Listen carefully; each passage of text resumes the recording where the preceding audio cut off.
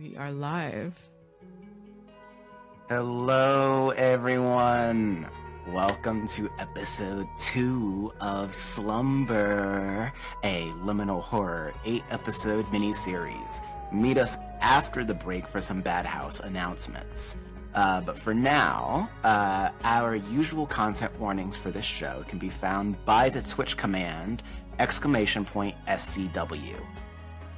Cast command is !Slumbercast, and a little summary of the show can be found at !Slumber.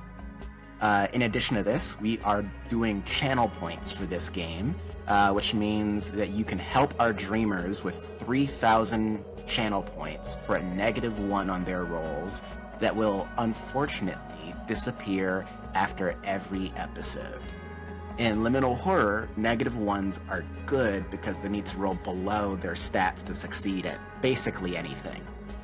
I am Oleander. My pronouns are they, them. You can find my handle at Stray Nerd Boy in a lot of different places, and I am your game master. I am going to throw over for introductions to Josephine. Hello, everyone. I'm Josephine at Scary Dog Friend. I'll be playing Harlan Yoon, local bastard. I'll pass it over to Abhishek. Hi everyone, my name is Abhishek Batange. I use he, him pronouns. I'll be playing Layla Patel, she, her, the greatest model ever, asterisk. So, then I will, self-proclaimed, more than self-proclaimed. I'll toss it over to Sean next. Hey everybody, I'm Sean, resident quirked up white boy. I use he, him pronouns, and I'm going to be playing as Tyler Crow, who is just a fry cook who is doing his best. And I'm going to throw it over to Kendo. I was muted. Hello everybody, my name is Kendrick or Kendo, whichever you prefer. I use any all pronouns. And once again, I am playing Dr. James Dunnington today, our resident logic bringer, dream non-believer, and hater of Myriad. The three things. And maker of a bomb-ass stew. And that's all we need to know, honestly. I will pass it back to Oleander. To Joe, actually.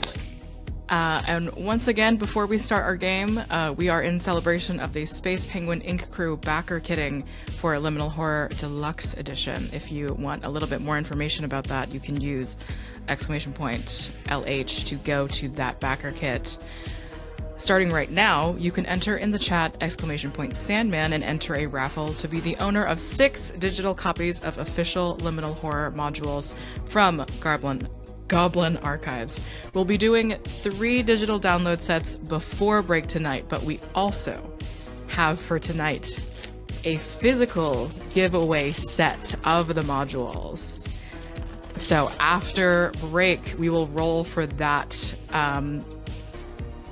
We'll explain it again as we go into break, but essentially after break, the whole rest of the episode will be dedicated to the physical giveaway.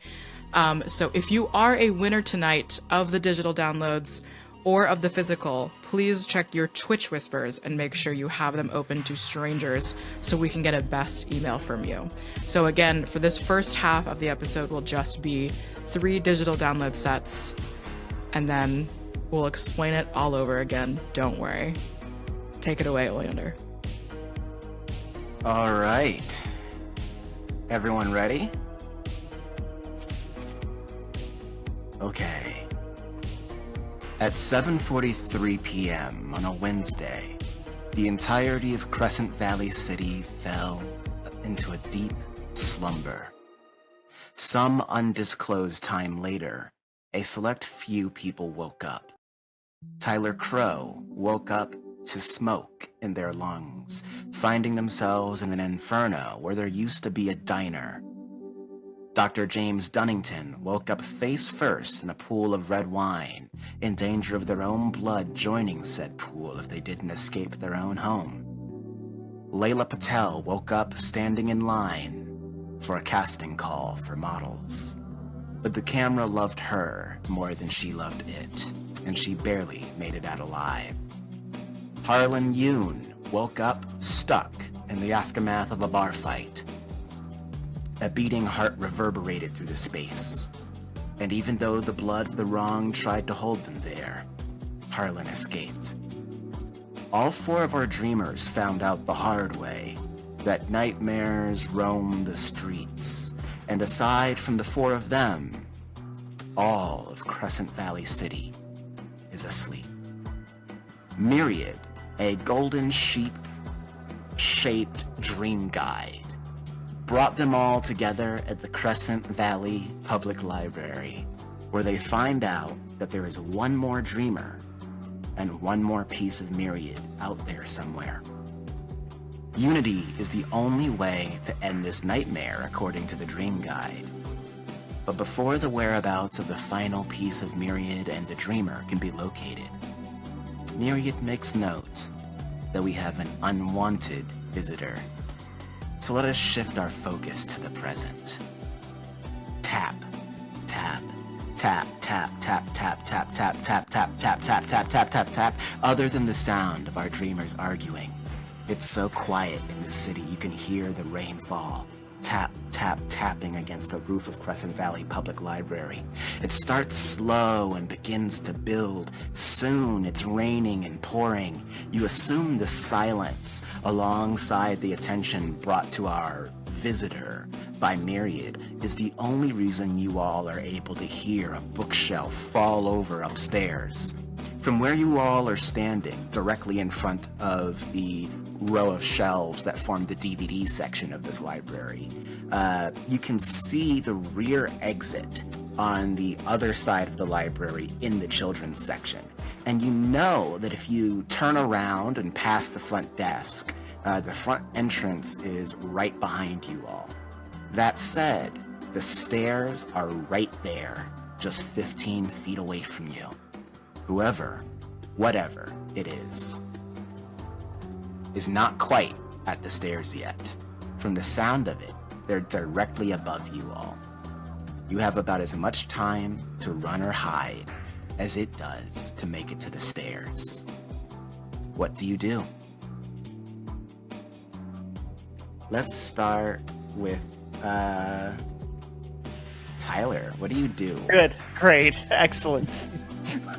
I was like, don't move, maybe they won't see me. Yeah, I think Tyler immediately, like, hearing the skittering that is approaching, I think that he just, without saying anything to anyone, just books it down a corridor and, like, between, like, 2 stacks, trying to stay as low as possible.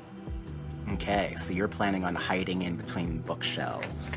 What about Layla? I think Layla would also attempt to hide, but she'd probably look for, like, the underside of, like, probably go under, like, either like a table or a desk of some kind, like hide underneath there. Okay. And what about Harlan? Finding a fucking weapon. Okay, and Dr. James Dunnington, last but not least. Dr. James definitely does the thing, because I believe last he was pointing the gun at the big Myriad. Yes. And at the sound of the, like, the tapping or something, like, moving quickly towards us, definitely does the, like, holds, like, gun in the air, like, stoops down, like, what the fuck was that? And upon seeing, like, seeing Tyler go to book it down into the stacks, I think he also is going to run down into the stacks in a different, like, completely different area, just, like, basically, like, splitting off into some other part of the library to try to hide that's not near Tyler. All right, so with that being said, as all 4 of you essentially split up into this library, losing sight of where Myriad is, because Myriad is on their own,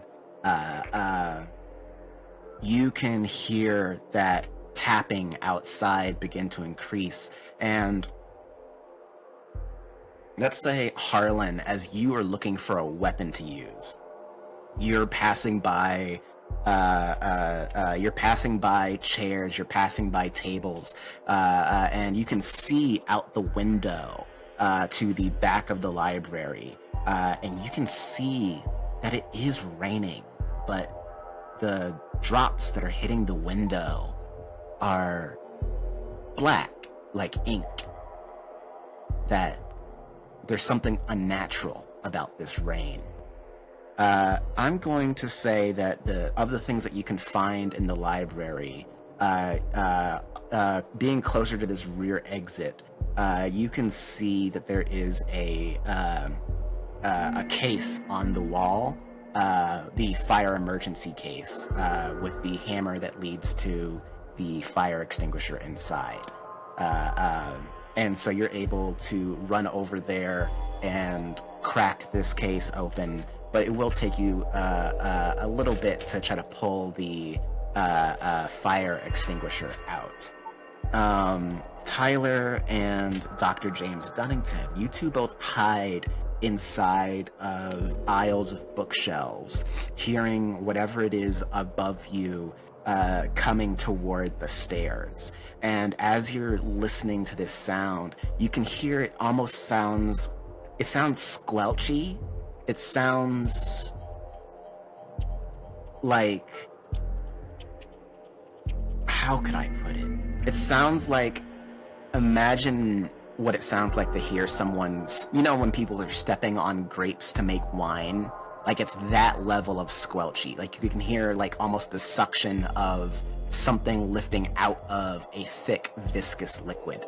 And Layla, you ran to go hide underneath a table, which means that you can see full view of the front door that you all came into. And you can also see the black rain, the ink rain outside, pouring down onto things. But you can begin to see it pooling up on the ground in strange ways. And as you all are beginning to get these various sensory perspectives on what you're seeing, Layla and Harlan, you two actually can see the rain. Actually, no, only Layla would see this because you can see the ground. Harlan, you can only see like at where waist height would be due to you're seeing out a window. But Layla, you can see the ground as the front doors are glass, and you can see that this viscous liquid that is raining down from the sky is forming these strange tubes, and mouths are beginning to emerge from these black inky tubes, and you realize that something serpentine is forming outside. And I'm going to have the three of you who are hiding go ahead and make me a dexterity saving throw. And Harlan, as you are trying to pull as you are quickly rushing to go ahead and grab this fire extinguisher, knowing that there's something going on and some level of strange horror is going to descend upon you any moment, I want you to roll control, because this is a pretty stressful scenario. What did our hiders roll? I got... Ooh. Oh, nice. I got a Really 5. My dexterity is an 11. Okay, I got that's a 2 4 successes. I got a 4 out of a 12 dex, so. We got 3 saves. And Harlan, what did you roll? So my control is 15. Pretty good. I got a 16 though. Woof. You. Oh! Oof. And so you manage to get this, like you're fumbling with the hammer to break the glass and get the small fire extinguisher out of it. And as you are, the stress is beginning to build on you. And I'm going to have you take 1 point of stress. As you do manage to get the fire extinguisher, but you are beginning to have this panic wear on your psyche. And as the three of you manage to successfully hide, the creatures outside, these strange serpentine things, begin to pile on top of each other, as trying to pour in through that crack in the glass that was formed by the bolt cutters Tyler swung through the window. There's these strange snake-like, maybe eel-like creatures pouring in through the front entrance. And Harlan, from where you're seeing this black viscous ink seeping in through underneath the doorway. The three of you hiding, that sound that you hear from upstairs gets nearer to the stairs, and as it looks around the corner, you can see for just a moment what looks like perhaps a head form, and then it falls down onto itself, melting back into a puddle of ink, and it seeps down the stairs and reforms into an arm that scoops up like a swimmer swimming forward, and it falls back into itself, and it reaches up again, and it pours down the stairs. That said, Harlan, you're the only one not hiding, and so it sees you. It's heading toward the children's section, and as it does, the three of you who are hiding can see that there's a strange tether of ink attached to its back, leading up the stairs to something that you cannot see. Harlan, you have this thing descended upon you. You have like a good 10 seconds before it gets to you with how fast it's pedaling across the floor. What do you do?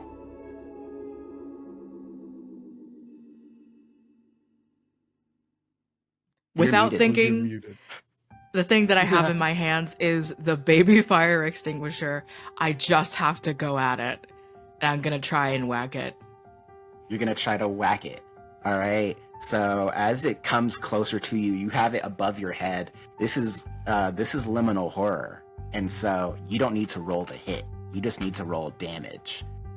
So give me just a moment as I try to figure out how much damage would that do. What a baby fire extinguisher do? Improvised or crude weaponry, D6. Okay. Roll me a D6 for damage. 2. You swing down on it, and I assume you're swinging bottom down as you plunge into this thing's crudely formed liquid head, and as you push down into it, it splatters this ink up into your face, but it doesn't quite feel right how you hit it. Something about it gives you this feeling that it wasn't as effective as you would have wanted it to be, as you used a blunt weapon against a weirdly liquid creature. It does still do damage, it does take still, but something was wrong there.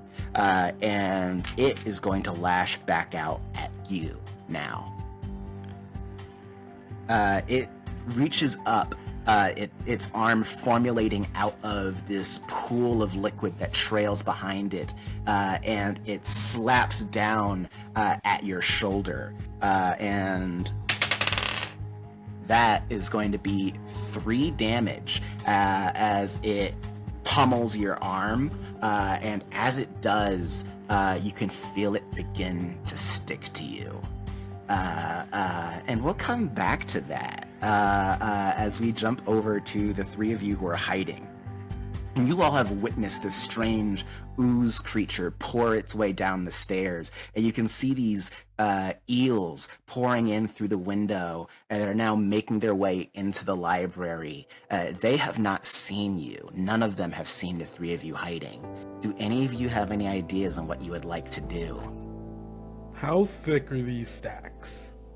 Like the bookshelves? Yeah. I would say the shelves themselves are probably like 2 feet wide, but also covered in books. And so they'd be fairly heavy. Right. But as far as like how wide is the whole stack? Like from if I was standing I at see. it perpendicularly. Like every I guess, individual shelf. Yeah. Would it be wide enough to hold a person, perhaps, even?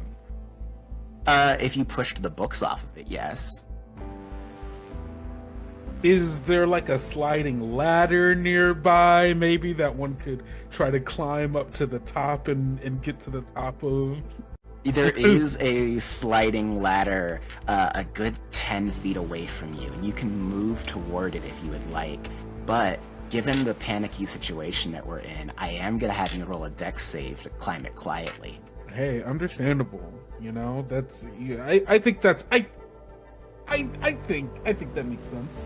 Because the sliding ladders have wheels and all of that.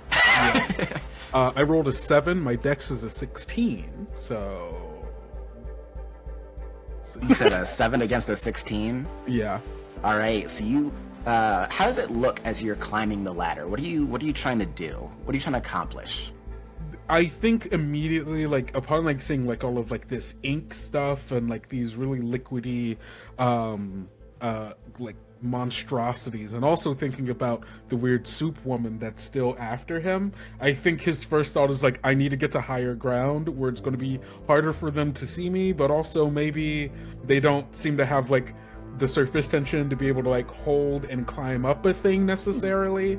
So like first thought is just like get to high ground where they can't see and maybe can't get to me. And so it's like I think in his mind he is playing like every movie where like someone with a gun has had to like sneak through a place. So he's just like trying to mimic those actions of like back close to the thing, side walking towards the ladder, like lightly grabbing it, and then like climbing with still the gun in his hand, and still absolutely no trigger discipline. And Trigger discipline. So fully is like the finger is in there and he's climbing, but by some miracle he doesn't shoot his brains out.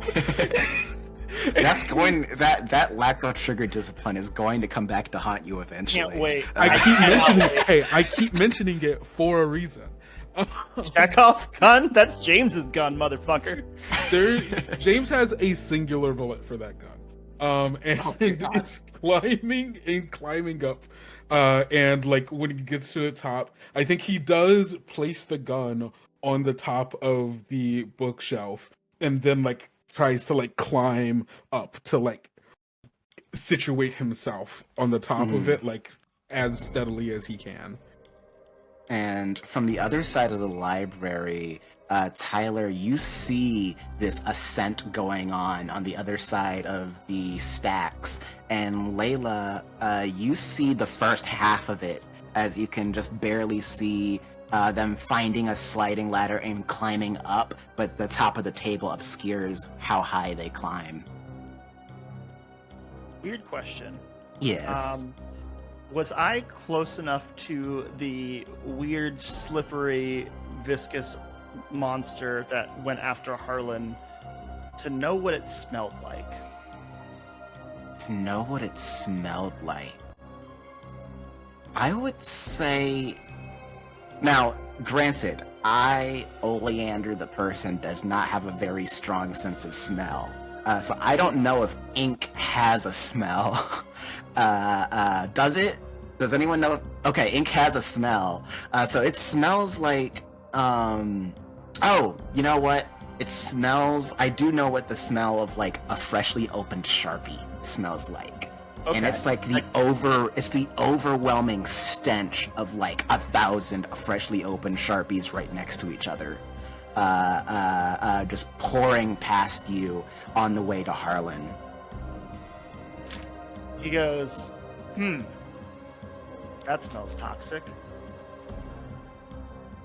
And he begins to light a cigarette, which he then runs out of his hiding spot to try and help Harlan. Ooh, okay. How are you planning on helping Harlan? Well, my thought is, seeing this thing give little to no response to blunt force trauma, I'm going to try a different method, which is point-blank annihilation. I'm going to try and run at it with an open flame and see if that takes to it. Okay. Interesting. Alright, so you're running straight towards it with this, lit cigarette is what it is? Yes, and I have a lighter, too. I have no idea what I'm doing. That is both Alright. me the player, and Tyler the character. We're just going to see what happens. So you're planning on throwing this lighter at this creature? I think so, yeah. Then I'm going to say... that's going to be a D6, and it is likely to set the area alight.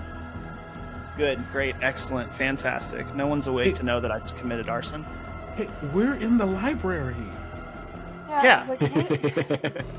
It's a bad library. It's underfunded. Like, Oh my they need new books anyway. Oh god. I got a whopping 1 on the D6. A 1 on the D6. As you throw this lighter into this creature, it does begin to spread this flame.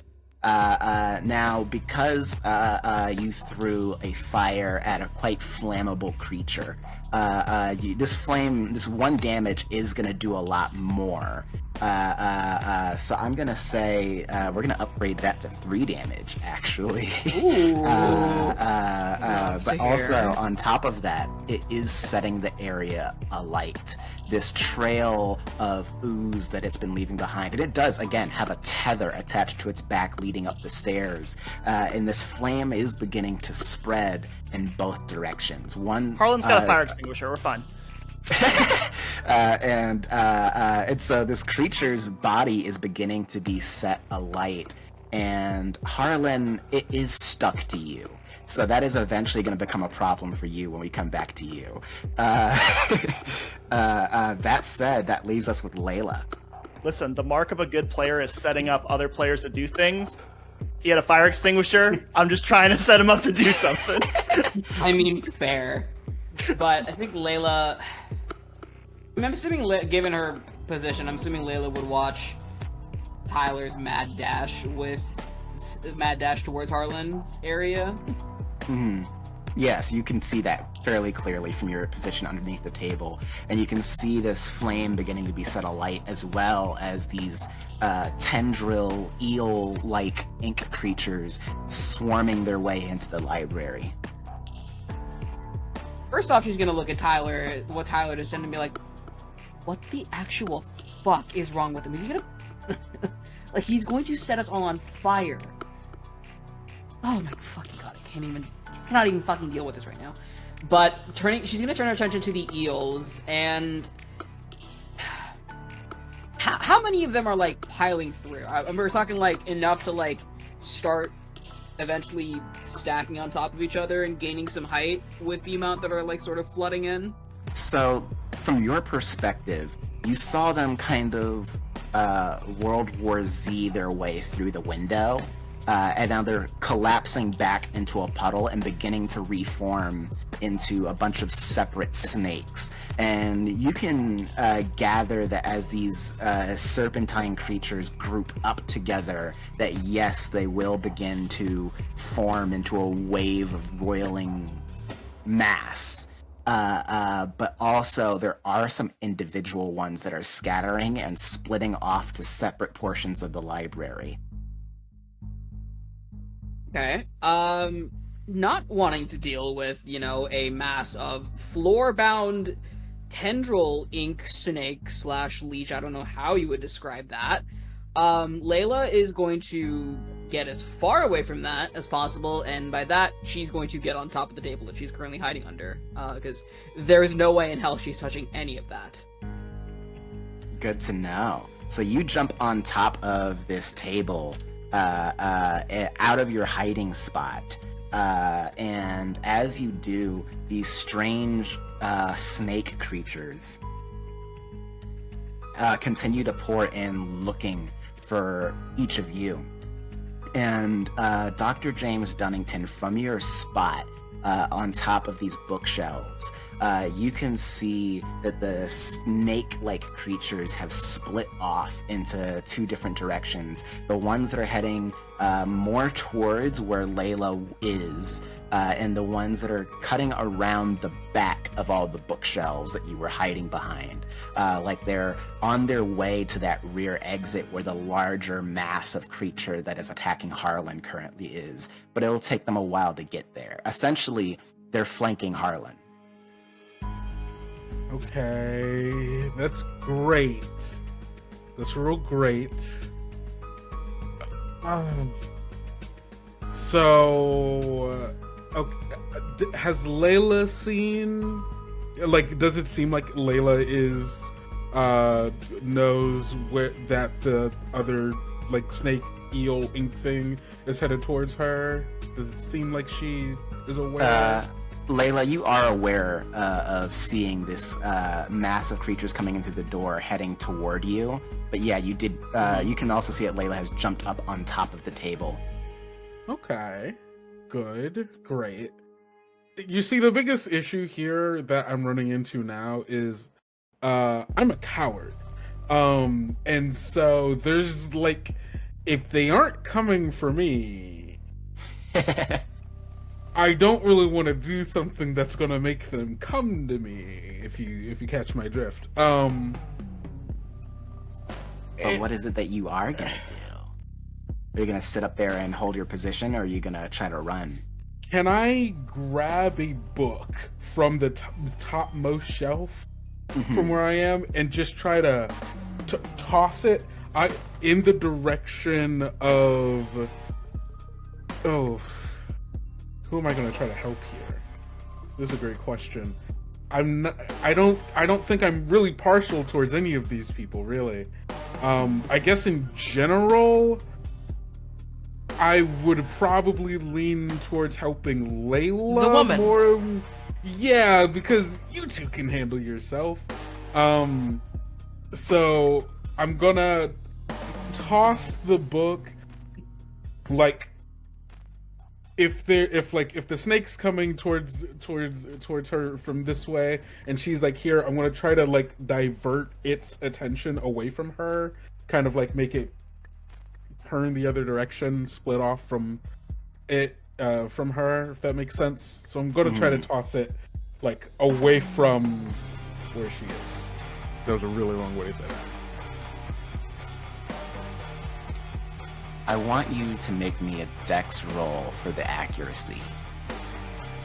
Oh yeah, keep making me roll dex. I love it. I love it. That's a 2. A 2.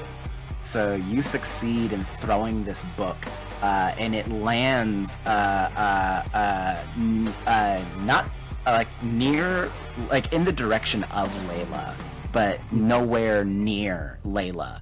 And you see this thing that was heading toward her actually suddenly curve right. And Layla, as you're watching it curve right, you can actually notice that none of these weird little creatures have eyes, and that they're seeking based on sound. That said, Harlan...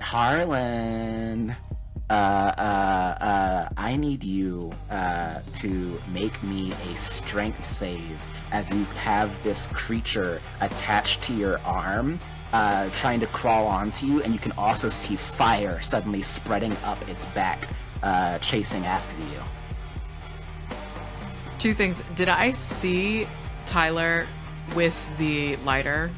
Or like basically coming at me, trying to like help? Yes, you would have. Suddenly I'm on fire and I just like look you dead in the eyes, Tyler, and I'm like, you're fucking dead, kid. And then I'm just like screaming the entire time. I'm just like, get the fuck off of me, all you fucking bitches. And then am just trying to like slam these things, and I got an 18 on my strength roll, and I have an 8. So I also That's have no really bad. I have no HP right now. So this is gonna come straight out of a stat. yes. So what this is going to be, this creature has jumped up onto you, and it was already going to do a D8 of damage now that it's attached to you.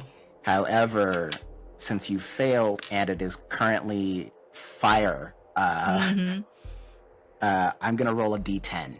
Okay. That sounds good. And that's going to come out of your...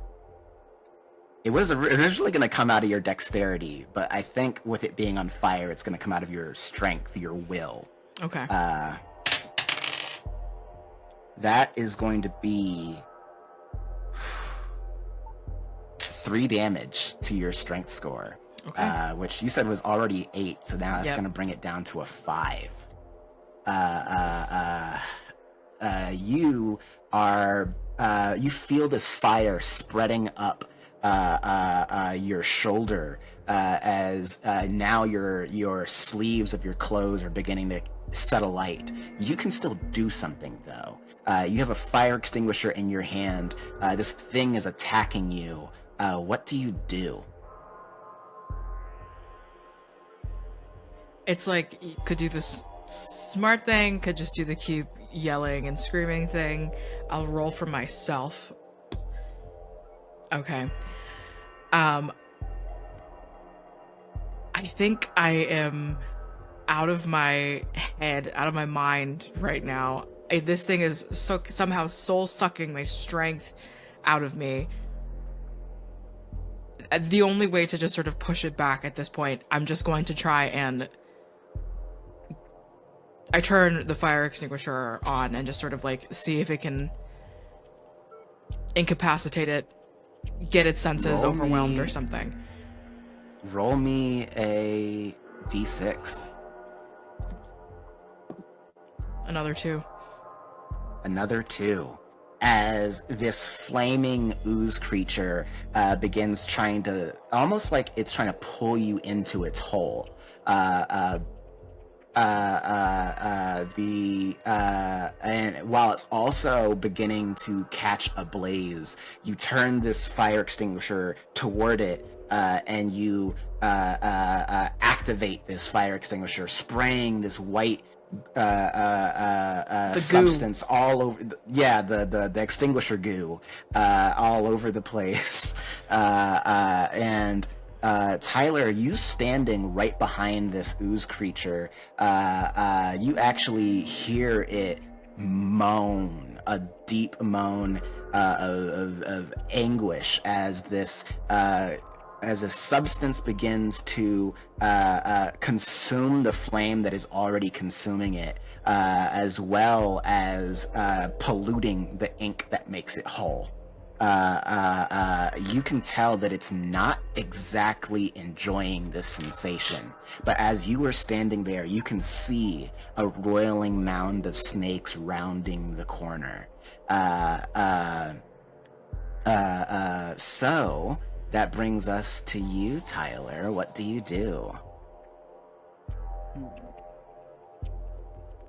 Well, seeing the snakes rounding the corner, I kind of quickly look at Harlan. I'm like, "You got this." Fuck you. Okay, cool. Good talk. And then I'm gonna run over to the snakes, and I'm gonna pull out the bolt cutters from earlier, and just kind of start snipping and try and catch one of their heads and like snip one of the heads of them off. Okay, go ahead and make me a d6 roll. That's a 6. A 6. And so you see one of these heads like rise up like it's trying to snap at you, and you clip its neck. And this head drops off into a pool of liquid down at your feet. And the mound of snakes rolls back on itself, writhing in pain from the snip across one of its heads as it's trying to reassess what's wrong with it and figure out what's going on. And as this is happening, Layla, you see the snakes that were chasing you take that sudden right, and you notice that they don't have eyes, that they seem to be responding to sound. And you can also hear the fire extinguisher be deployed behind you at the rear entrance of the library, as well as you can still see the big tether leading up the stairs, as well as the book that has been thrown by the doctor, who you can now see on top of the shelves. What is on Layla's mind? What are you gonna do? I think she's definitely most likely going to be taking note of the fact that, okay, these guys don't have eyes and they're attracted to sound, considering what the old Gramps, aka the good doctor, has done. She's going to keep that little nugget of information in mind, even though he's being an absolute coward at the moment, but you know what, so would she at this point, so I don't blame her. I don't blame her. I don't blame him for that. Look, she gets a judge. I'm a coward for helping you. Cool. I don't see you on the ground floor. Because I'm a coward. You're right. Whatever. You're right. She'll judge, but she'll understand. But I think most likely she's going to try and follow the tether. Because sounds like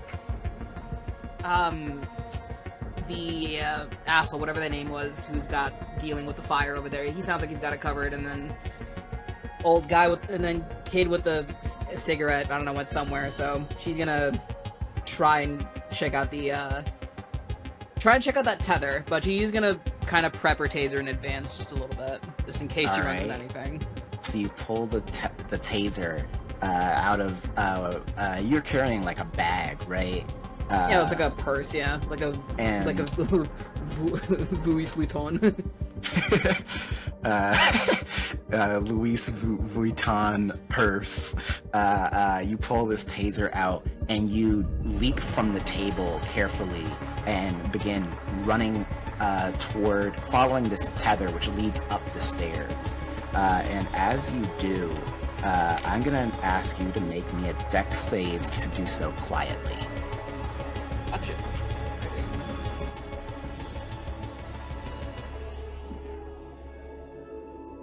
That is a 4 against Layla's 12 dex. All right. So you land silently as you had taken off your heels a while ago, and trying your best to not make any splashes in the puddles that have formed. You step over these puddles and you follow this tether which seems to go up the stairs, where you can see the lights flickering on, off, and you begin making your way up. As that is happening, I'm gonna come back around to Harlan. Harlan, you have put this fire out, and this creature is still on you. But actually, hold on. I'm gonna make a roll for the creature. I'm in danger.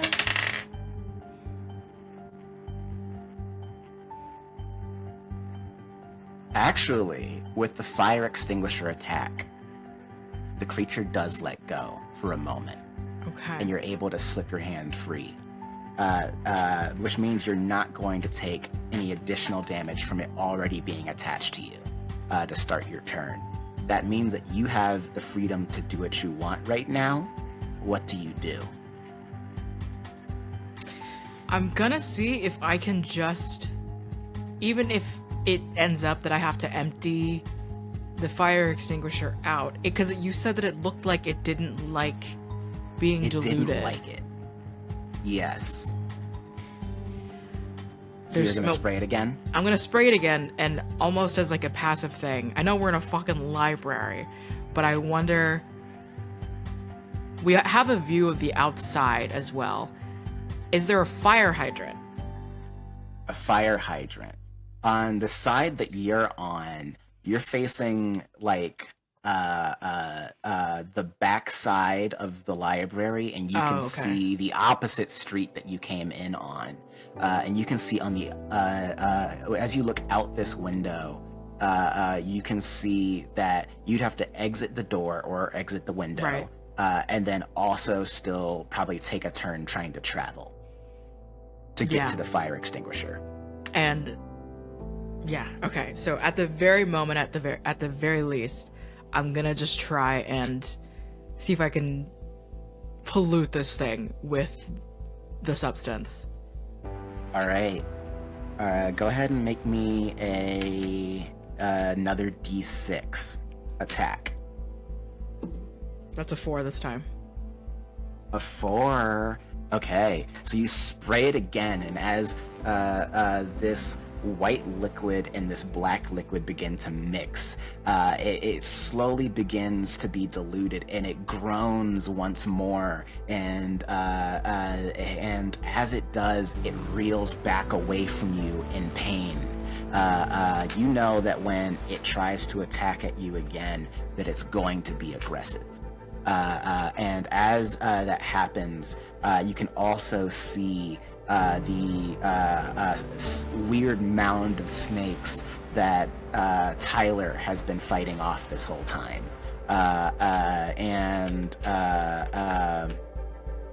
You can still move if you would like. Who's the closest to me? Is it Tyler?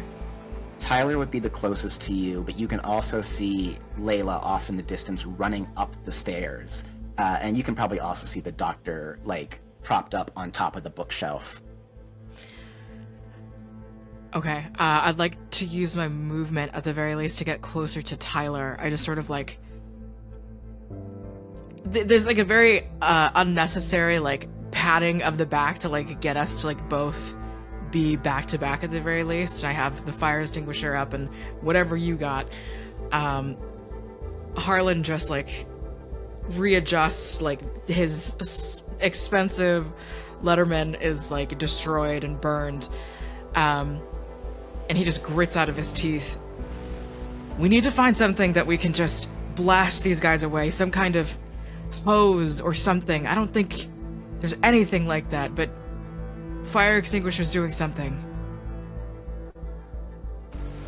Tyler, you're muted. Yeah, Tyler goes, "Well, there's got to be a sprinkler system."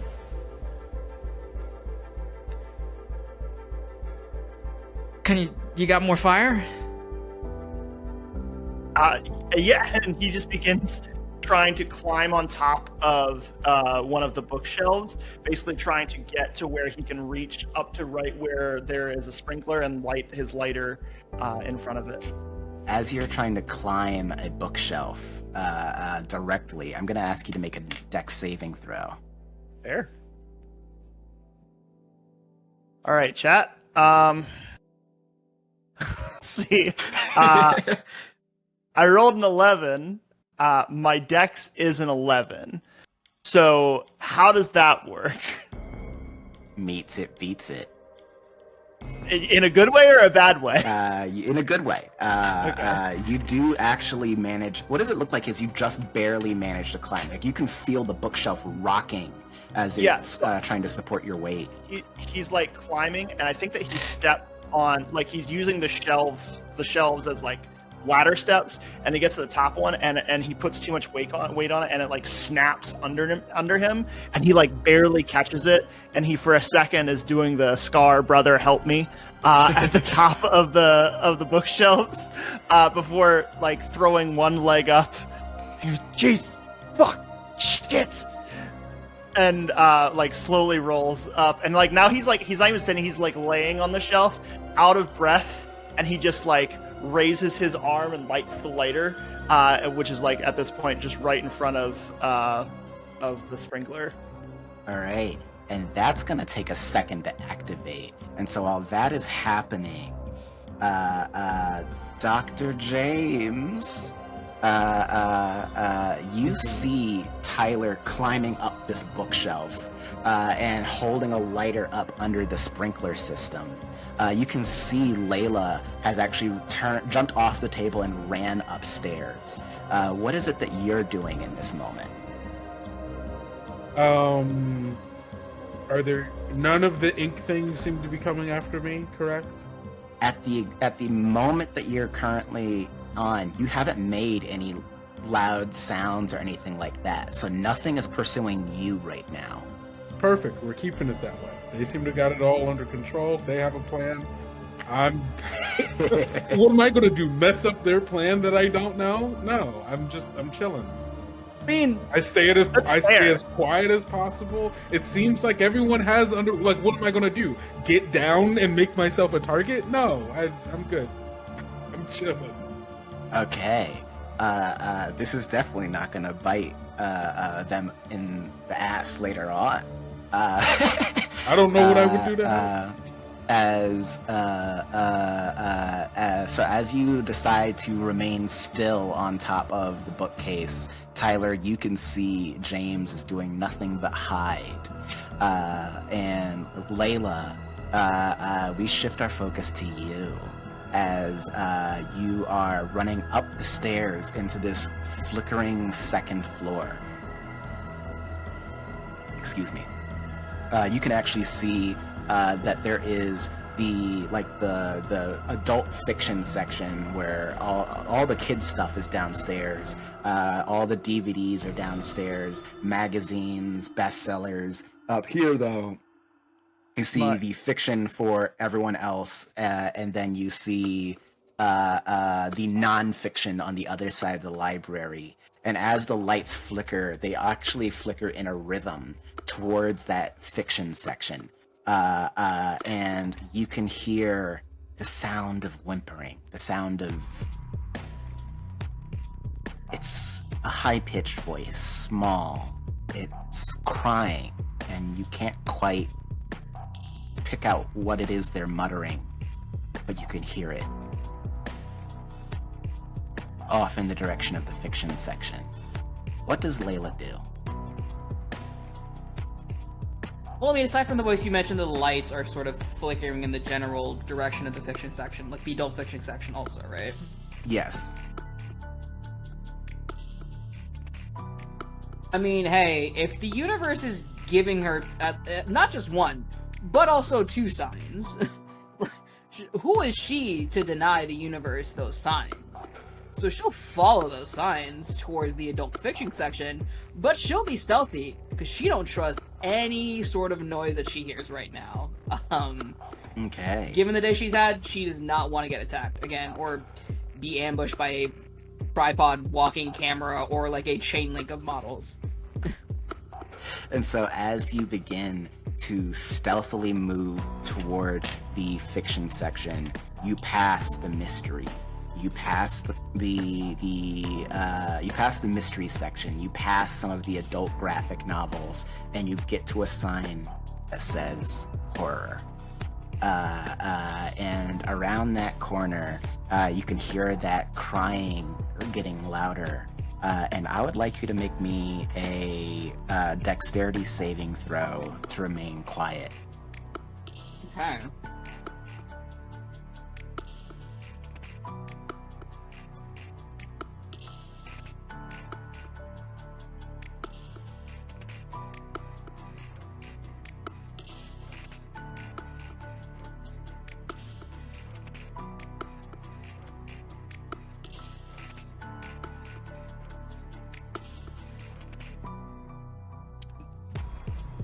Did he freeze? Did you freeze? Uh-oh. Pausing for dramatic effect. There we go. I think you're back. Can you hear us? Let's We go may into... be having a, Yeah, let's go to may a be having a break technical difficulty. real quick. We'll be right back as we figure this Right out. back. Hello, everybody. We're back. Thank you for the wait. Congratulations to Esoterina for winning the digital set of 6 official Liminal Horror modules. We're going to keep the giveaway going, so if you are also interested in getting these digital downloads, we're going to keep it going. After our official break, that is when the physical giveaway is going to be live, so everyone feel free to put your hat in that, even if you have won digital downloads from episode 1. No worries about that. We'll get back into it. All right. So last we left off before the technical difficulties, I had asked Layla for a roll to stay quiet as she came around the corner where there is some thing or person crying in the horror section of the adult fiction upstairs. And I believe you said make a dex saving throw, correct? Yes, Dex. So luckily I managed to roll before I was so very rudely interrupted by my setup. I rolled a 5 against Layla's 12 dex. All right, so you succeed in quietly creeping around this corner, and you see it's not a person, it's a shadow of a person, a specter of sorts, holding this large physical book in their hands, almost curled up on the floor, crying into the book's cover. And, well, not its cover, but into the book's pages. It's opened up in their knees, essentially. And they don't hear you round the corner. I'll give you an action. What is it that you want to do? So this person, I mean, this shadow-like person, they're just they're completely made of shadow, like no, like physical discernible physical features at least that you can kind of see. You can tell that it's at least tangible enough to hold a book. You don't know how tangible that really truly makes the rest of it. I mean, if they're tangible enough to hold a book, then they might be tangible enough to feel electric shocks. So you're gonna go and tase them. I'm gonna go and tase them. All right.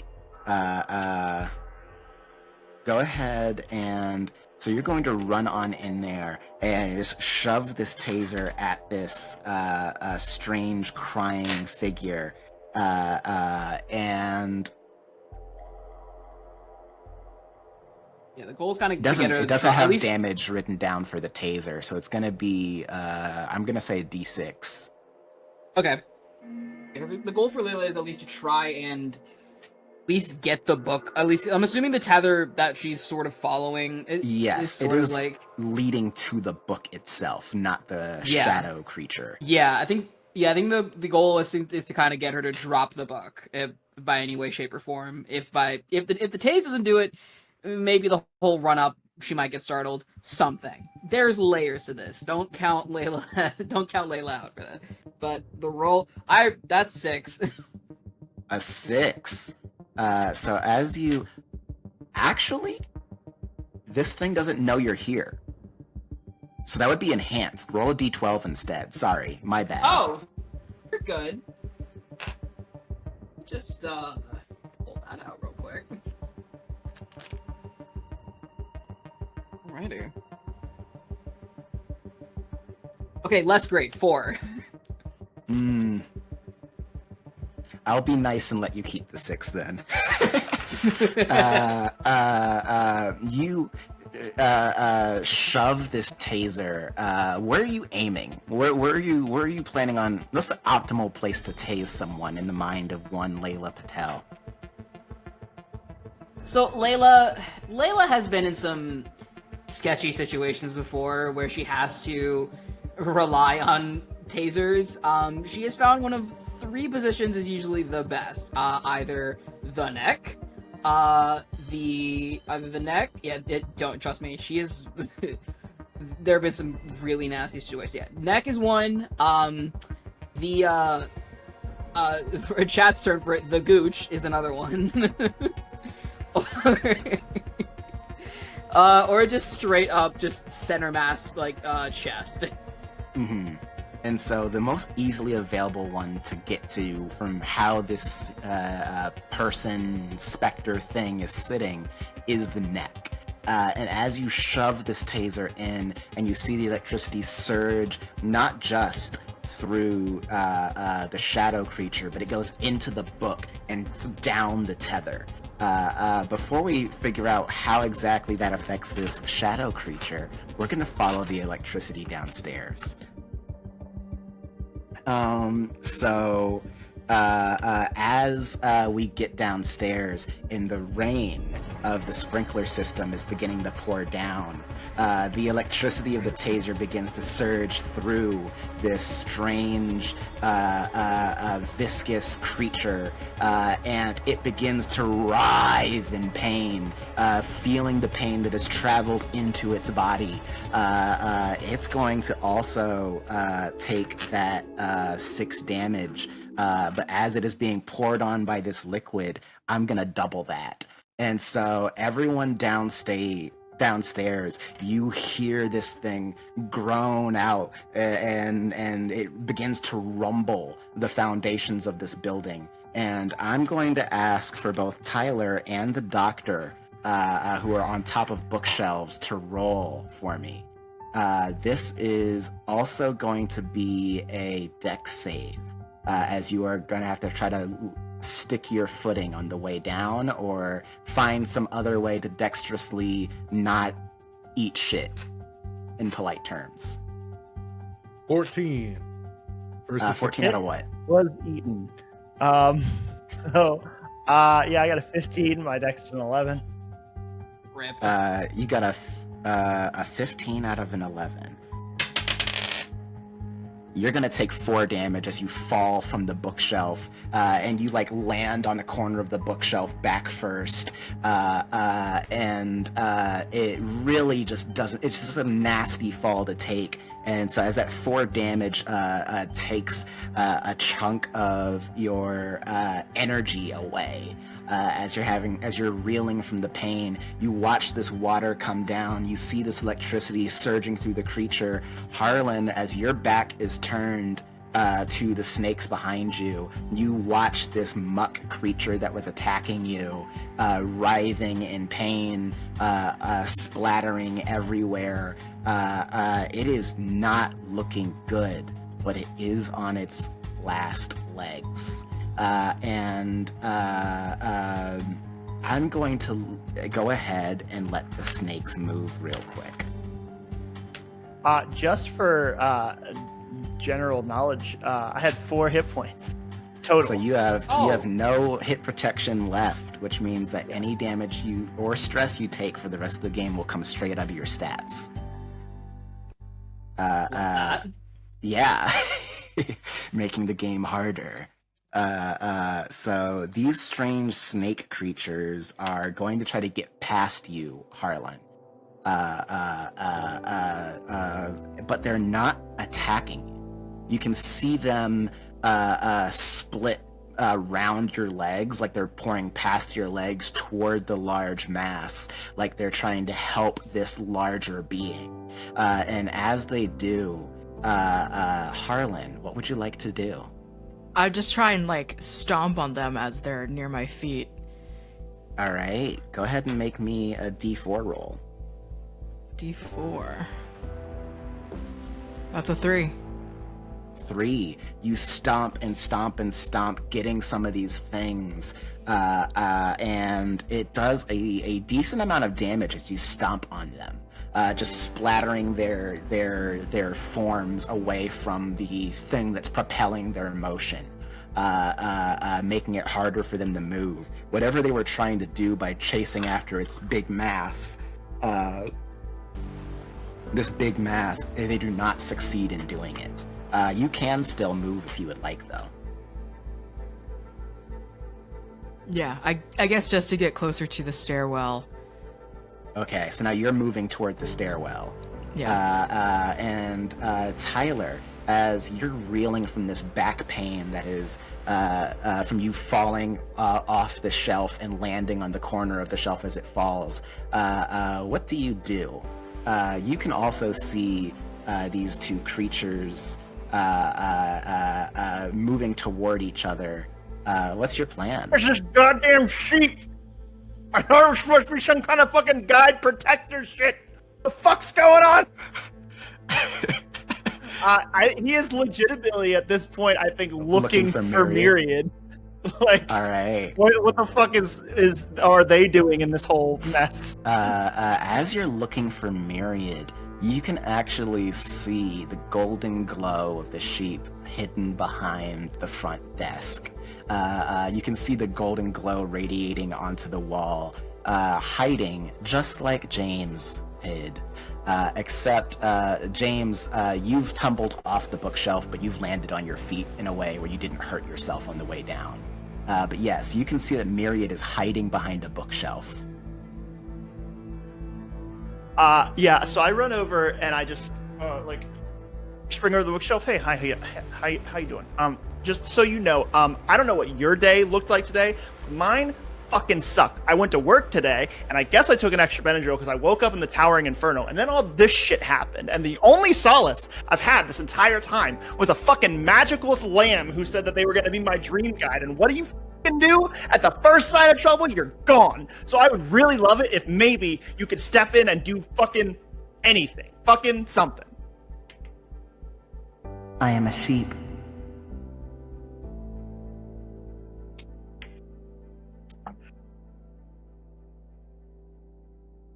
What the fuck is going on? James is over by the stacks hearing this and going, I fucking say it. I do fucking say it. And so as you're yelling at Myriad, you've run over and Myriad is hiding. Myriad is a sheep. Sheep do not have much they can do to help in any sort of physical altercation. What about giant magic golden sheep? Any different? In this case, you don't seem to know. Either way, from what you can gather, this giant golden sheep has shown no offensive capabilities from all the time that you've seen them.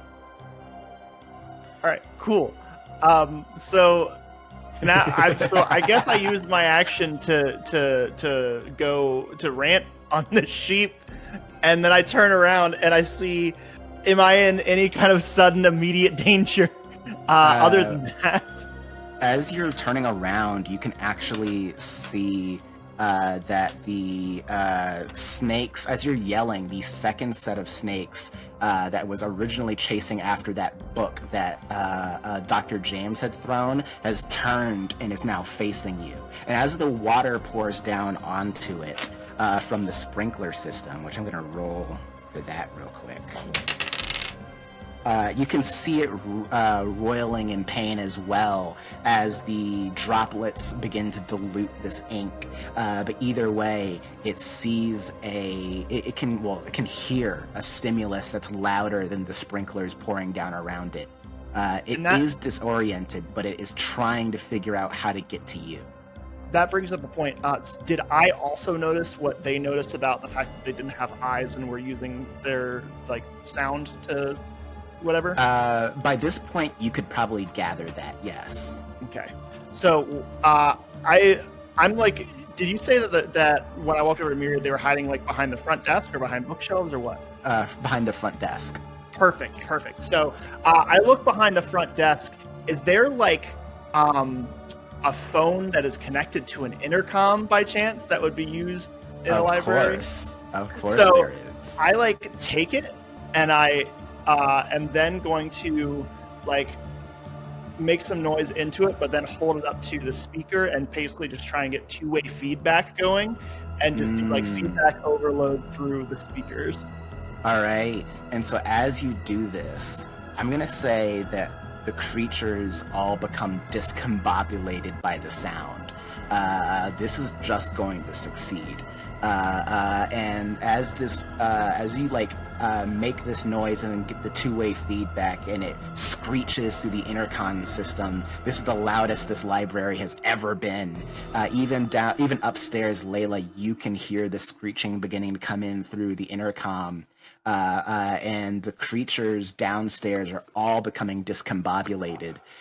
Dr. James, you've landed on your feet on the floor. You've managed to successfully time the falling of the bookshelf to land on your feet, and now there's this screeching and the sprinkler system pouring down onto you. What is on your mind? Getting the fuck out of here. So I'm gonna take my gun. Was I able to keep my gun on me throughout that fall and such? Yes, you were. Okay, cool. Then I'm going to tuck it into my waistband. And I'm going to grab 3 of these books, just enough to be able to hold under one arm. And I'm going to... Being in here sucks. Being in the library sucks. I'm really trying to think if James is going to want to stay in this library. You're gonna try to book it? Book it. I think that genuinely that might be his move, because in my mind, there's no solving this. Mm-hmm. This right here, we're fighting. I don't know if the fighting is genuinely. There might just be more, and we're just. Look, I don't think there's any non-meta reason for you to want to stay here. To be fair, there's a wanting to run is a good instinct to follow. The question is, are you going through the front doors that you came through, or are you running towards the rear exit, which is where the writhing creatures are mostly, to your knowledge? The front, because you are between bookshelves right now and can no longer see either side. The front does sound good. I do also remember that there is one person that showed up in a vehicle. That is true. And I think that might be. So you're gonna try to make a break for the front door to try to jump on a moped. I knew it was you, Fredo. You broke my heart. I don't know any of you people. I don't know any of you. And I'm not. How dare you steal the car that I stole? I was talking about the moped, but the car is also a good move. If you've already hotwired the car, that's actually better. I think the car was already on, but... Yeah, the car is actually further away from the entrance than the moped. But either way, as you exit the bookshelves and turn the corner, you can see the front entrance, and you begin making a break for it. I'm still trying to do it relatively... I guess not stealthily. quietly, because... I guess I don't know if I figured out if they only... hear and not see. Well, when you threw the book, you did see them swarm towards the sound of the book. That's you would also true. It would depend on if you would. I would say you would know. Yeah, but if you think Dr. James wouldn't have. Yeah, no, that's fair. I guess, yeah, if I saw it moving towards her and then it heard a sound and it moved towards that rather than see the person that it should have been able to see, I think that makes sense that I probably picked that up. Then yeah, I'm running towards the front entrance with the books underneath my arm, prepared to throw them as distractions if I need to. Okay, so you run up to the door. You can see the broken glass with some of the ink still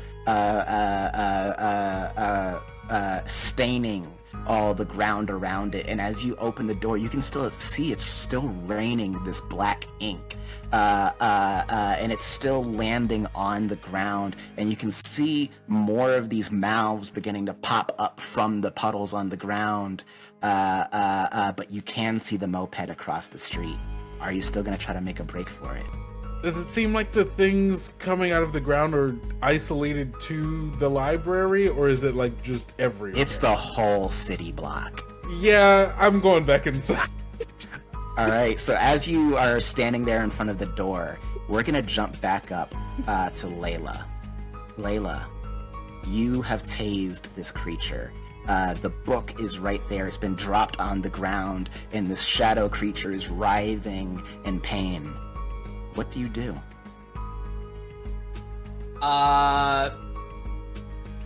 Honestly, she's gonna like look if there's like any. She doesn't want to touch the book at all. She's like she knows that there's some things you just don't fuck with.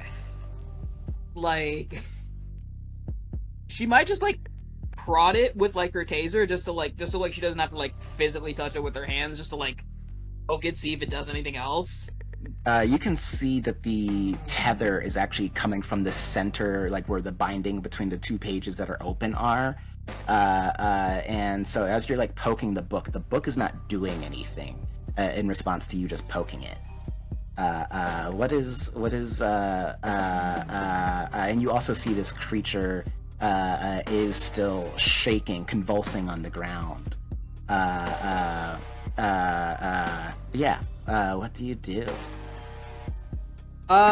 With the sprinkler system active, what's happening exactly with the pages of the book? Is that kind of doing anything to it? The tether is beginning to loosen, and you could gather that if you were to snap the book shut, it would probably cut the tether away from the book, with how loose its grip on the book has gotten.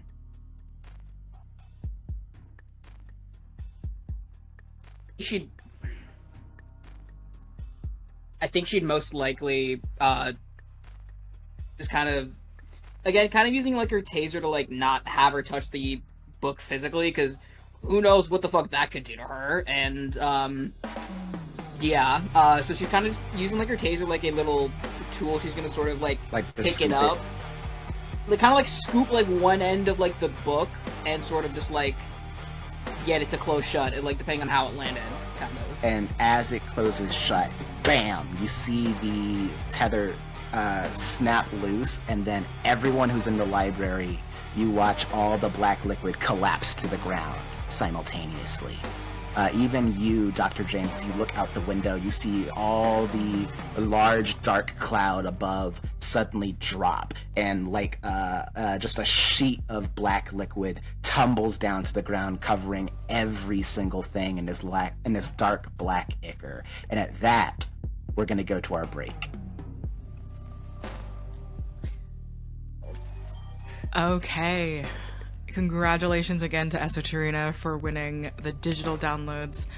I will... Let me see. I will stop the current giveaway going on right now. It's really funny to have the very intense music happening at the same time. And throughout break, I will set it up. I will set up the physical giveaway. That'll make its rounds once the giveaway information is live. Again, we're giving away the physical modules. Make sure that you have your Twitch whispers open and set to stranger so that we can get a best email from you, and you can get these beautiful official modules. We will see you all very soon. 10:15. We'll figure it out. Bye-bye. Hello. Hello, everybody. What is up?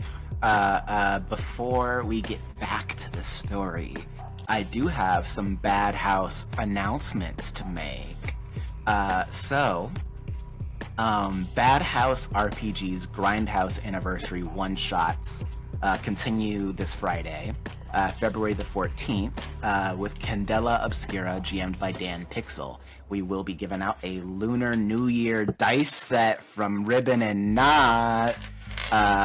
We also have on February 21st with Spirit of 77, GM'd by the one and only Kendo. And February 28th, we return to Liminal Horror with a game GM'd by Ambrose. Midnight Rush, as usual, will continue on Tuesdays.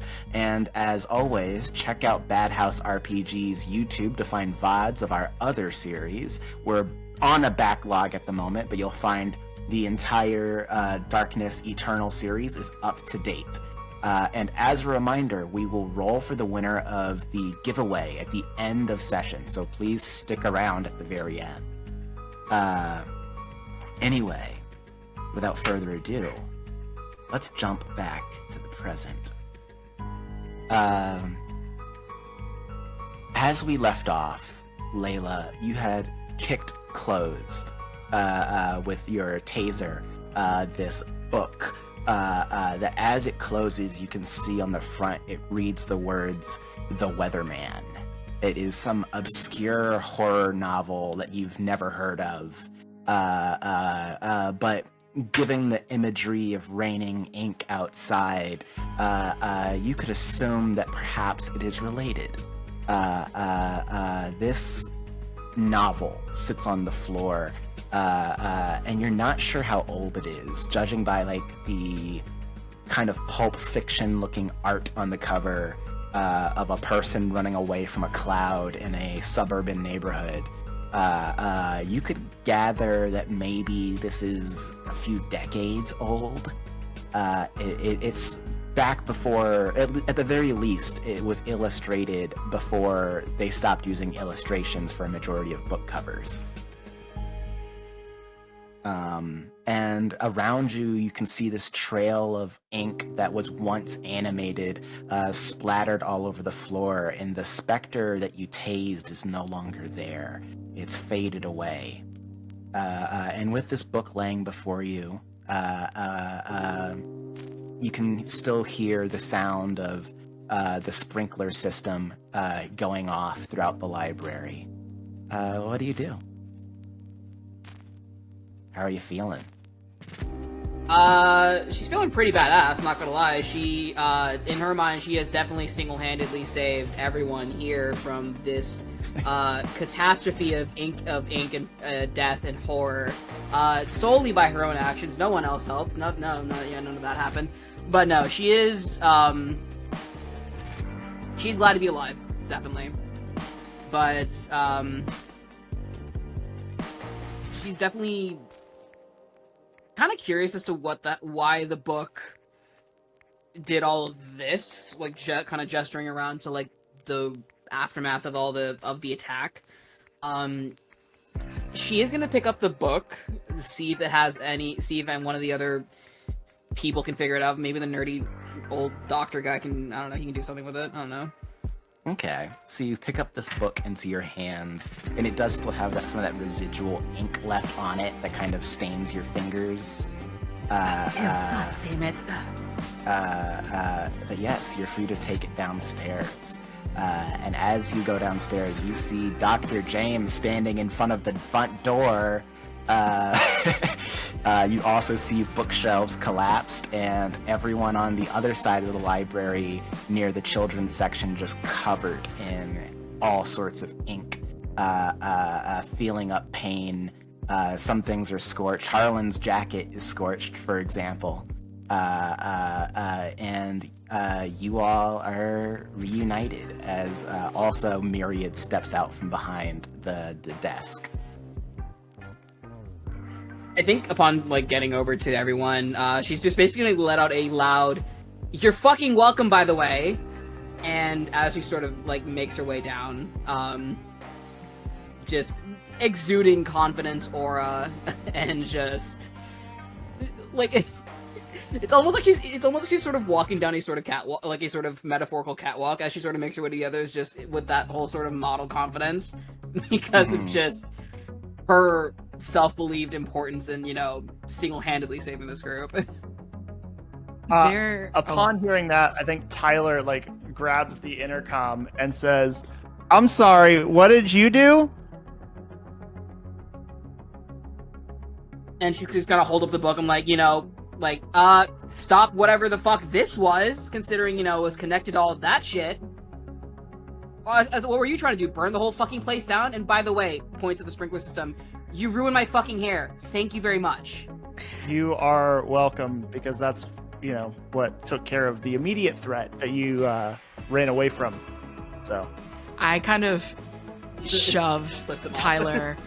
I shoved Tyler a little bit because what none of us saw quite before was the inkling of recognizing who exactly Layla Patel is from Harlan's perspective. So from that shot to this one, Harlan shoving Tyler and just sort of saying, despite the sprinklers all coming down, we didn't see what she went through. Clearly, whatever the fuck she did upstairs helped something. Let's bring our attention, and Harlan sort of moves Tyler to look now towards James, who's at the door. So, what were you doing? I was on top of the bookcase. Really good. We could And see I that, Grant. distracted one of the snakes that were going after. One of the snakes? One of the ink snakes? Oh, the there thing were you ink didn't snakes. see, you didn't see I the ink killed one of snakes? those. Yeah. He did kind of do that. I'll give him that. But you're looking awfully close to the entrance there, Gramps. Where were you going? I'm sorry, I'm not about to be guilt tripped that I didn't fight a bunch of ink monsters, okay? I'm sorry you all have death wishes. So you left I us. don't. You left all of us to just fend You for could have ran ourselves. Run where?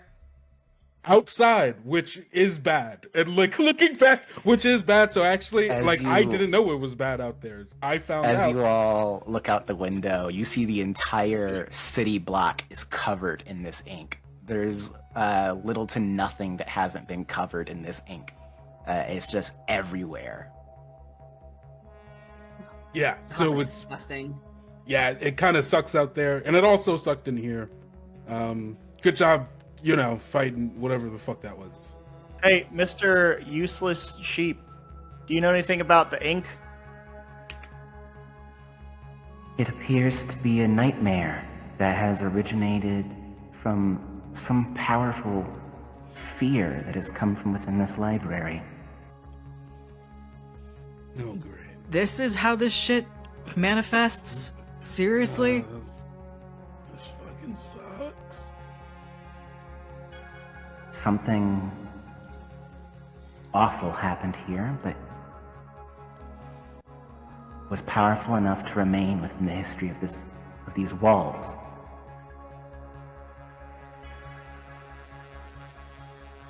Huh. What is that you have there?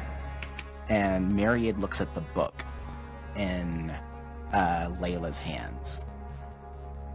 Layla's probably just gonna. Oh, this thing? I saw, okay, it was really weird what I saw, I'm not gonna lie. But long story short, there was this, I guess, whatever attacked you, she points at Harlan. There was this weird long tether cable thingy, and it kind of led to this, and some weird shadow thing was sort of holding it and crying it, so I got it away from the thing and closed it, and then everything just sort of stopped. So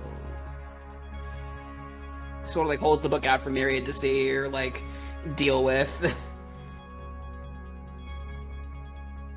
Would you be able to place it on the ground? I don't have hands. Right, you're a sheep, yeah. I mean, As you you are a keep weird saying. sheep, so I figured you might be able to do something. I can move quite a bit, and I have a limited level of knowledge based on how many of me is within me. And as they sort of explain this, they nudge the book open to the first page, and you can see written on the first page, someone has vandalized this book, but it almost reading this front page, you can see the acknowledgement written in it is dedicated to my loving wife and kids. And around it, you see in the margins around this single line, all sorts of things written into this book. and one of them actually is like a heart that is encircling the letters A plus L, as well as other different markings of just like kind words and occasional, like, there's like a marking that looks more recent that looks like it's making fun of whoever wrote in the heart. Just looks like it's passed through a lot of hands in this library.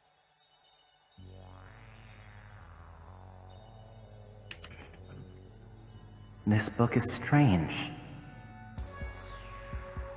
Perhaps we should hold on to it. There's a lot of memories stored within. And I think Myriad is going to sort of nudge the book back closed with their nose and lay a paw or hoof on top of the book. And you all feel that radiation of golden warm light pass through the room once again, and almost like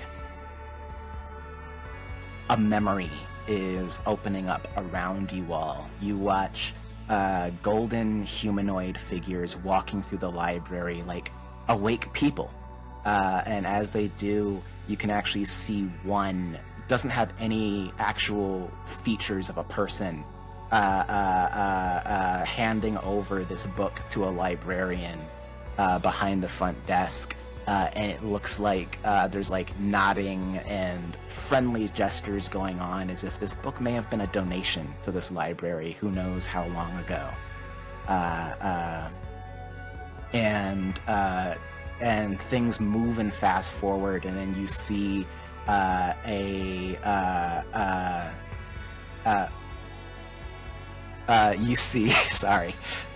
you see a smaller figure that looks more like a child or maybe even a short teenager coming in, and the book being checked out and brought back in and brought upstairs and moved around the bookshelf. And as everything speeds around you all, it eventually comes back to a point around this book. And they go,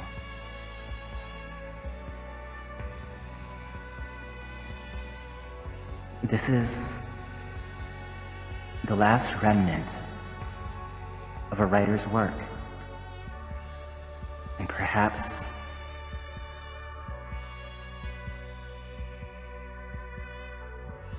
whoever caused this slumber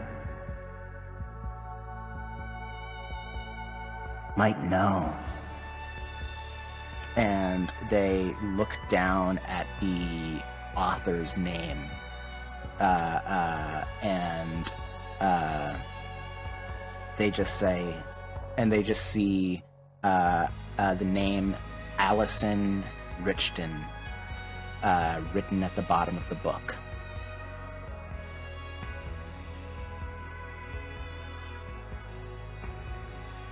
That name mean anything to anybody here? Nope. Does it mean anything to me, the literature professor?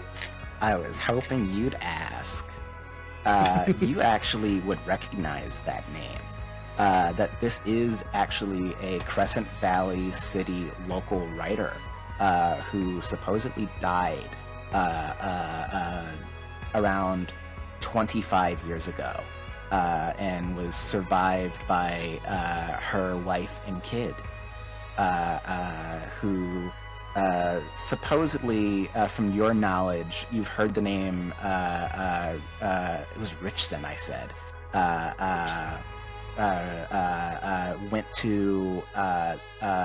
actually went to the college that you teach at. Mm-hmm. But that would have been some time ago. I don't know how long you've been teaching at this college. I think I'm tenured, so it's been a second. It's been like a good couple of years. Like a good Then 10. a good 10 years. Then you probably would have. You probably would have known that there was a Richson that went to that college when you were first arriving there. Okay.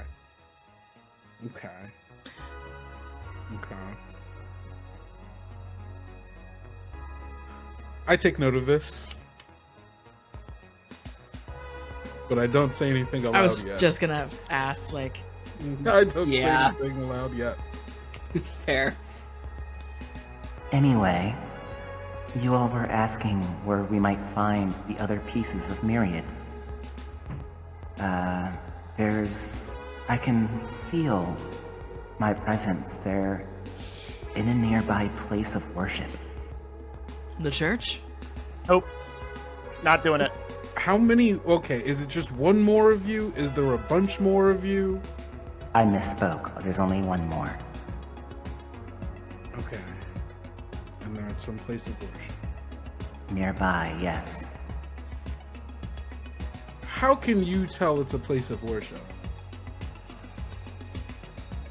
How could I tell that the library was a place of great knowledge that we needed to find? That's a great question that I would love for you to answer. I just instinctively know.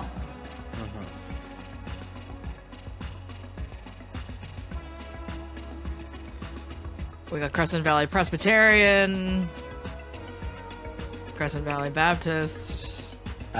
You all Yep. would know from where you are, there is a library. Probably, if you were to walk, probably be like another 15-minute walk A from church? you. Not a library, a church. church. That's actually like a historic church. It's like got kind of a Gothic architecture to it, even though it wasn't built at a time where architecture would be Gothic. Just because the architect was a fucking nerd. What denomination? Talking Catholic? Probably We're Catholic, talking if it's Gothic. Protestant? Yeah, Catholic would be the one. It's probably my church. I would probably go to the big church. Makes sense. Oh, do you say that out loud, or is that just you talking? There's the cathedral, not too far from here. Are you one of these guys? Holidays. How's that work out for you? I'm here, so obviously didn't make too much of a difference. So am I. God didn't help with that. Cool. Is this some grudge that you're trying to get off on me right now just because you found out I go to church? Listen, I'm just wondering why all of a sudden you're super cooperative with this thing that you've been super aggressive against just because there's Don't a assume cathedral don't that comes up. assume that just because I'm entertaining its questions that I'm being cooperative. I don't like it. I don't. You don't wanna have to go- like it. I'm not telling you to like it. You don't gotta go. I don't think we should fucking listen to the sheep. But all of a sudden you're not super opposed to it because of the whole church thing. When did I say I was not Guys. opposed? I was asking for information. There's literally, I think Layla's gonna have the figurative popcorn in hand and watching this fight. we got literally nothing else to go off of. We're the only goddamn people awake in this fucking Well, city. obviously not. There's one more sheep. Why isn't that person doing anything? Well, Doesn't mean that there's someone clearly awake. the sheep are able to read when somebody opens the book for them, and not much else. So Can't do shit. So you can come with us. I'm really tired, honestly, of spiritual beings telling me what I need to do and then asking for praise afterwards. It's How kind of old are you? bullshit. Like 23? How'd you pick that up? Because nobody likes me? No, because you're acting like a fucking child right now. Oh my fucking god, can both of you just shut up? I would love, and I would hate to break up with such a good cat fight, but literally, like he said, points to Harlan, we have literally nothing to go off of. So both of you, please, zip it, and let's just follow the only lead that we have. Otherwise, this is not the fucking day. She's Trust saying me. it perfectly. Thank you. Okay. Someone else with reason here. Yeah, alright. Let's fucking go. So who's taking lead? Who wants to follow the magical sheep outside? Points to the ink streets with the mouths coming up out of tubes. Huh, who's going first? Well, now that the book has been closed, there are no mouths emerging. Okay. It's just ink. It is just an ink-stained street. Okay, I heard. I need to not. These sprinklers the entire time are still on. So Yeah, you I all just, are getting soaked. just Yeah, finally, for sure. just finally like- follow Myriad out.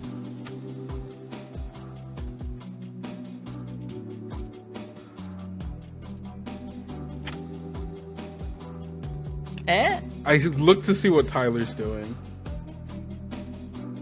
Tyler actually Tyler kind of wants to be near the back because he wants to, like, he doesn't really trust the sheep, and like at first was willing to give it a chance, and then saw that it did absolutely nothing to help them in a near-death situation, and that rubbed him the wrong way. And so he is kind of just like, the only person he really trusts at this point are the people who are actually doing things, like Arlen and like Layla. So he's basically only going because he trusts them. But he's kind of still keeping his eye from the back. And also like not like just trying to be an observer, I guess.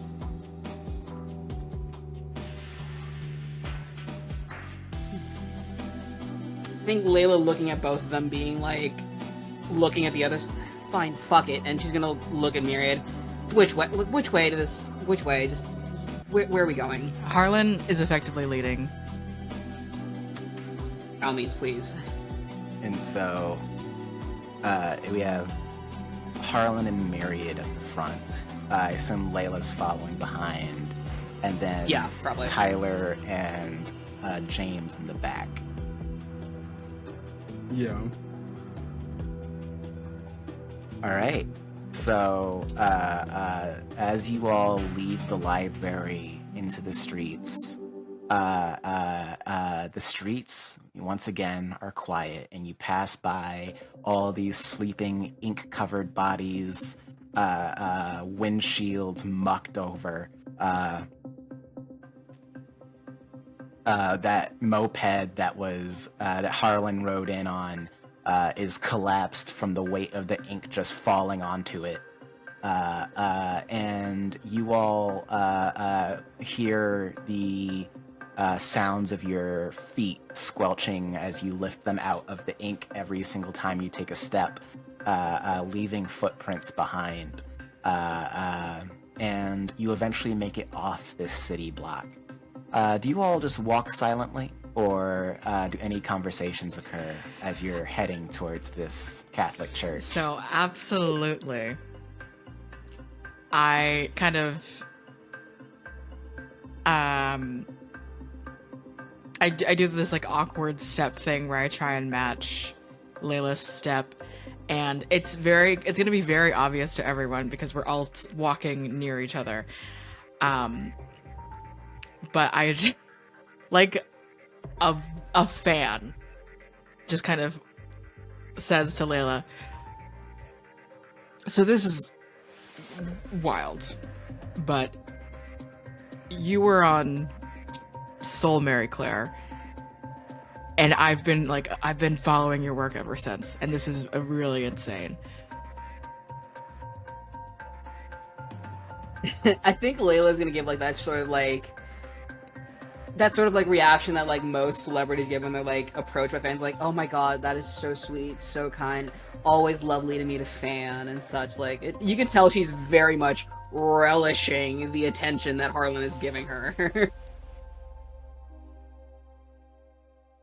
And that is just so sweet. Oh, I just couldn't believe that. I don't know, like something happened with your agency or something, right? You're just like not in any of the new seasons.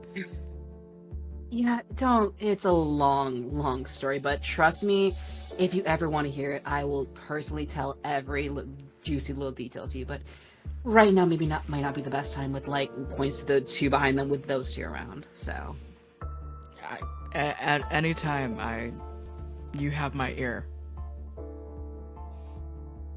I'll keep that in mind. And she sort of gives him like a wink. My heart swells with pride and confidence that is not mine.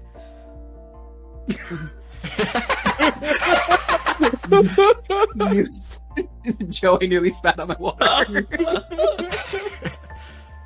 And does any conversation occur between Tyler and James during all of this?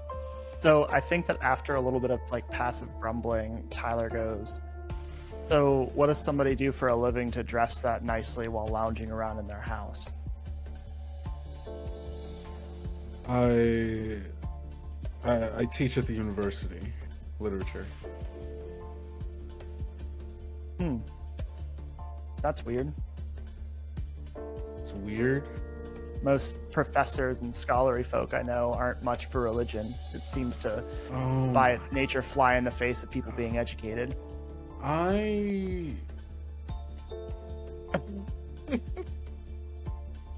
Look, kid,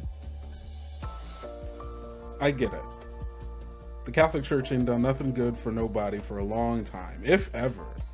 The Christian religion is responsible, or at least partially responsible, in sponsoring the vast majority of colonization efforts across the entire world for the past several centuries.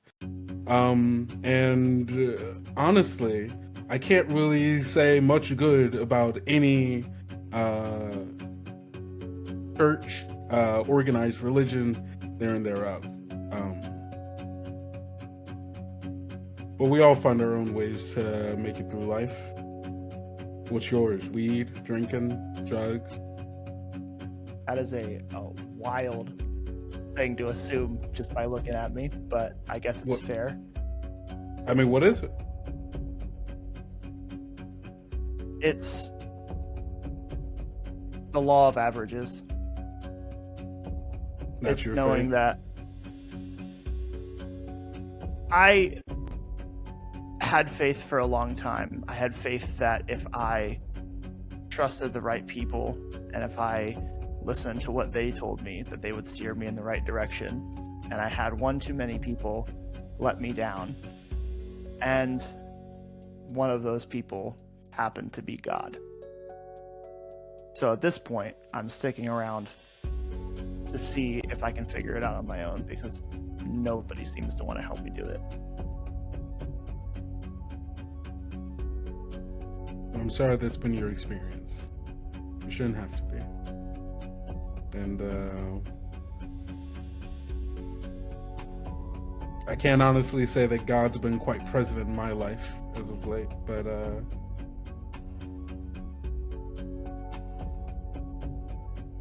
I hope you find something that keeps you grounded, that actually works for you.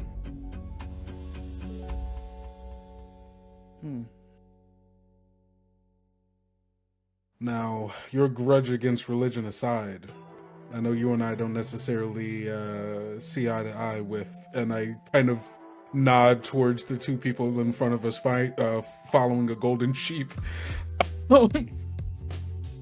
Don't necessarily fall eye to eye to those two up there.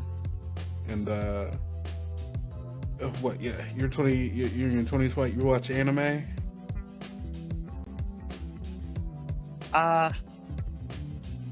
I don't know. I tried One Piece. It was just too much. Okay, so not a big anime person. Heard. I watch a lot of porn. Okay. I don't. That was a big I'm sorry. No, I you're fine. didn't talk to people for a long time, and I'm still kind of figuring out how to do that. Yeah, that makes sense. You remind me of my kid. So I'm sorry. no, he's not that bad. What I was going to reference that I mean, I guess you just exist maybe on the internet. Ever watch Madoka Magica or like hear anything about it? Know anything about it? No. No, Is that like a no. Dungeons and Dragons thing? No, it's an anime thing. It's like a magical girl kind of show. There's this whole thing where it's like the typical so when you look at the magical girl genre as like a set of like tropes and like archetypes and such, there's always like this entity that like is like, oh, I'm the magical being that's going to give you a bunch of powers, and all you have to do is like fight and defend like goodness or whatever. And like a lot of the like bad guys are like nightmares and shit like that. So I'm kind of getting a lot of those vibes from what we're doing right now. And like the big twist is that like the magical guide is actually like a bad person who's like was making you do a bunch of stuff to like sacrifice yourself or like get its own power kind of deal. As you two are talking about the plot of Madoka Magica, walking down this street, Myriad actually comes to a halt and moves toward the wall of the nearest building and tells everyone get down. Instinctively does. And Yeah, like as all four of you get down, you watch, coming from down the street of the intersection you're at, you see red light, blue light, red light, blue light, red light, blue light as it moves down the street, but there's no car attached. And as it moves across the intersection, and it doesn't see any of you, Myriad turns around and goes, Something's searching for you. Something that's not me. What is that? I'm gonna turn to Tyler and I'm gonna mouth very like, you? Only us? Wait, no. Mm-mm. I mean, and as Myriad turns towards everyone, they go, The place of worship is near here. I'm not quite sure how far it is, but I can feel it. and Dr. James, so this is your church, you would know. Oh yeah, it's literally right around the corner. Yeah. And as Myriad like waits a second before peeking around the corner again, and that red and blue light that was moving by is nowhere near you, they then come out of cover and go, There it is. and if anyone peeks around the corner, you can see this large Gothic church sitting on the center of a block. And this is a part of town where the streets begin to fade to a cobblestone. And the streets are a little bit wider than they normally would be, because this is back when I guess this part would be built back when there were still horse and carriage, where cars weren't dominating the streets. And this Gothic cathedral, with its stained glass, sticks out as the only little bit of color on this desaturated gray street covered and surrounded in mist. And as these spires stand tall over you, and you all stand in the shadows of the cathedral, that's where we're going to end for the night. oh my god. Oh my god. Yeah. That's the end of tonight's session, everybody. but stick around for the giveaway in a second. First, let's do our little outros. I'm Oleander. You can find me at Stray Nerd Boy on Tumblr, on Blue Sky, on TikTok, basically anywhere but places that are owned by Meta.